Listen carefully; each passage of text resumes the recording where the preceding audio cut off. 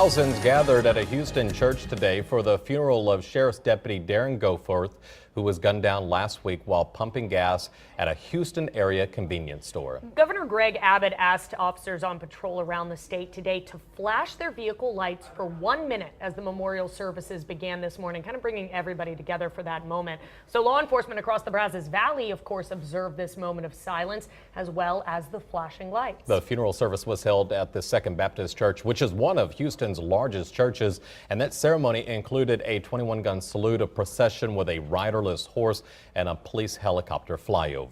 They would have needed all that room for the supporters that come out to that. I think, for so many who at least know somebody in the law enforcement community or who are in it themselves, this just hits so personally.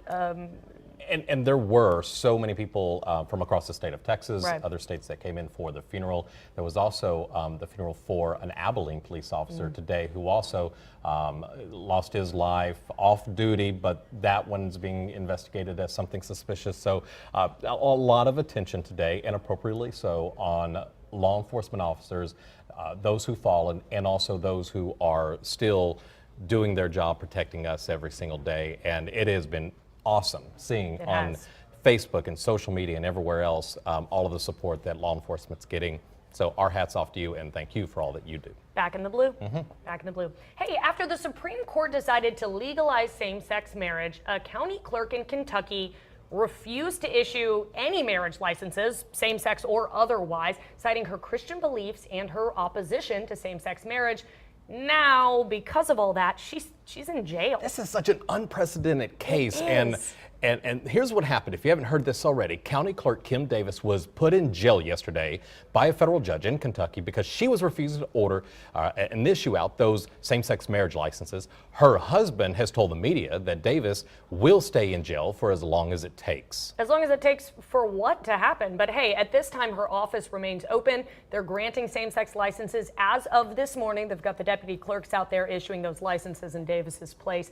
A crowd came out, gathered at Davis's office earlier today to celebrate that first couple in the county to be married there. But on the other side, Davis has a lot of supporters, including Republican presidential candidate Mike Huckabee. He's probably been the most outspoken about it. He says that he's planning to meet with Davis this week, and he's planning a hashtag I'm with Kim rally. So he is coming out in full support. Absolutely. Despite what side you're on when it comes to this kind of an issue, you can't ignore the fact that she has now become the face of that side of the movement or decision. And what we knew would come after the Supreme Court decision, we knew that the lawsuits like this would come. And one of the write-ups in one of the national papers today said that she is going to get plenty of support financially, emotionally, everything, because so many people are supporting the decision that she is making behind this.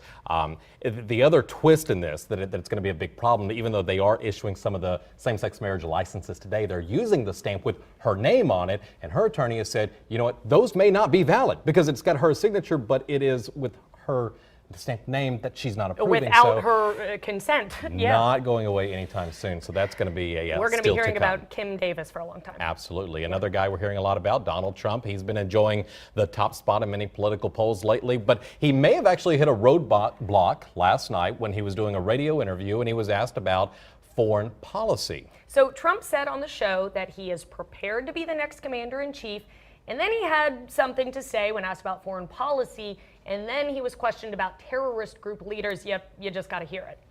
I will be so good at the military, your head will spin. So the difference between Hezbollah and Hamas does not matter to you yet, but it will. It will when it's appropriate. I will know more about it than you know, and believe me, it won't take me long. So Trump has gotten some criticism today for not going into a whole lot of detail in his response, and he is saying that this is nothing but gotcha journalism. Gotcha journalism. Hey, and Trump's fellow Republican candidates, they are not supporting him on this. They're using this interview against him, saying that his lack of knowledge of foreign policy basics make him unfit to be president. Jeb Bush spoke out. He had this to say. The great threat in our country today is Islamic terrorism.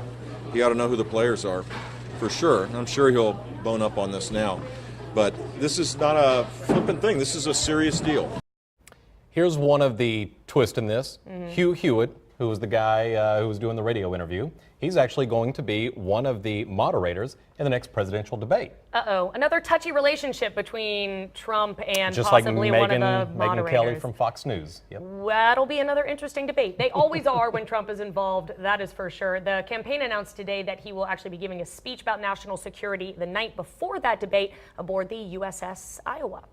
So we'll look forward to that. Yeah, I'm sure he will have read up by then. Oh, yeah. Oh, yeah.